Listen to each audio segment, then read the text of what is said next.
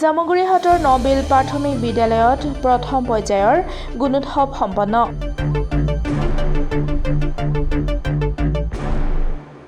ৰাজ্যৰ শিক্ষা বিভাগৰ নিৰ্দেশ মৰ্মে আয়োজিত গুণোৎসৱ উপলক্ষে জামুগুৰিহাটৰ নবিল প্ৰাথমিক বিদ্যালয়ত অনুষ্ঠিত হয় এই প্ৰথম পৰ্যায়ৰ গুণোৎসৱ। বিদ্যালয়খনৰ প্ৰধান শিক্ষক শান্তনু গৌতমে আধৰা অনুষ্ঠানটিত পৰ্যবেক্ষক হিচাপে অংশগ্ৰহণ কৰি ৰঙা ফিতা কাটি গুণোৎসৱ উদ্বোধন কৰে নদুৱাৰ খণ্ড উন্নয়ন বিষয়া ৰাজীৱ বৰাই।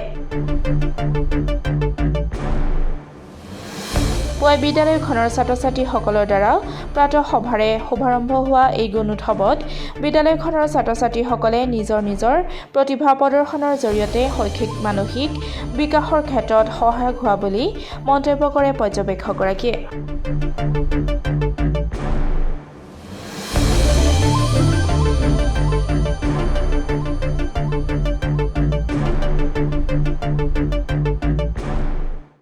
হিচাপে নদুৱাৰ খণ্ড উন্নয়ন বিষয়া ৰাজীৱ বৰা ছাৰ আমাৰ মাজত আহিছে। তেখেত আহি সময়মতে উপস্থিত হৈছে। গতিকে আমাৰ বিদ্যালয়ৰ যিখিনি এতিয়া আমি প্ৰাতঃসভাৰ কাৰ্যসূচী আমাৰ পাৰ হ'ল। আমি এইটো আমাৰ পঞ্চমবাৰ গুণোৎসৱ। প্ৰতি বছৰে আমি গুণোৎসৱ পালন কৰি আহিছোঁ। গুণোৎসৱৰ ফলত আমাৰ বিদ্যালয়খনৰ যথেষ্ট উন্নত হৈছে বুলি মই অনুমান কৰিব পাৰিছোঁ। যিহেতু এই বিদ্যালয়ত মই আজি মোৰ 14 বছৰ কাৰ্যকালত মই যিখিনি দেখিছোঁ, গুণোৎসৱ হোৱাৰ পৰাহে আমাৰ বিদ্যালয়খন যথেষ্ট আগবাঢ়ি আহিছে। গতিকে প্ৰতি বছৰে এখোজ এখোজকৈ আমি আগবাঢ়িবলৈ চেষ্টা কৰি যাম। চৰকাৰী নীতি নিৰ্দেশনাৰ মতে যেনেদৰে আমাক পালন কৰিব দিছে, আমি ঠিক তেনেদৰেই পালন কৰিব পাৰিছোঁ বুলি মই দি ক'ব নোৱাৰিলেও ছাৰৰ বক্তব্যৰ পৰা এটা কথা গম পাইছোঁ যে কিবা এটা হৈছে বুলি মই অনুমান কৰিব পাৰিছোঁ।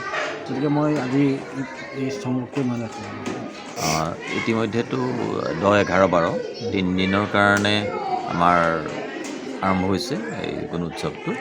আজি প্ৰথম দিন। মোৰ আজি নবিল প্ৰাথমিক বিদ্যালয়ত এক্সটাৰ্নেল ইভেলুৱেটৰ হিচাপে ডিউটি পৰিছে। ইয়াতে আহিলোঁ। ইতিমধ্যে ৰাইজৰ সহযোগো যথেষ্ট পালোঁ। ষ্টুডেণ্টখিনিও গোটেইখিনি আছিলে আৰু প্ৰাৰম্ভিক যিখিনি প্ৰাৰ্থনাকে আদি কৰি সেইখিনি কাৰ্যসূচী ইতিমধ্যে সমাপ্ত হৈছে আৰু ৰাইজৰো সঁহাৰিও যথেষ্ট পাইছোঁ। আৰু ইয়াতে এটা কথা বেছি ভাল লাগিছে যে নবিল প্ৰাথমিক বিদ্যালয়খনত ইয়াৰে এগৰাকী স্থানীয় ব্যক্তিয়ে স্কুলখন নিৰ্মাণৰ কাৰণে 1942 চনতেই ভূমি প্ৰদান কৰিছিলে।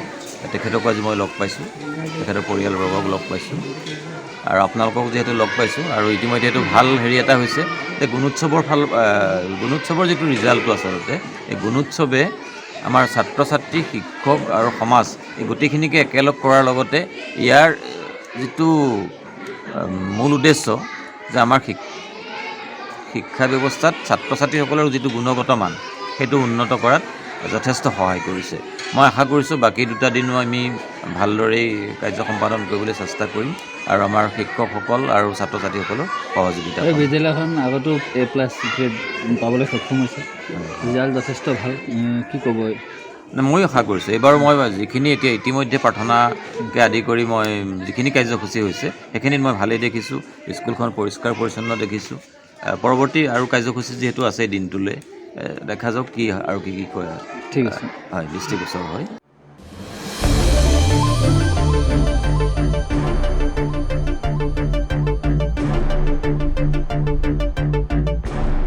জামুগুৰিহাটৰ পৰা চন্দন শৰ্মাৰ ৰিপৰ্ট, ডেমক্ৰেটিক আছাম।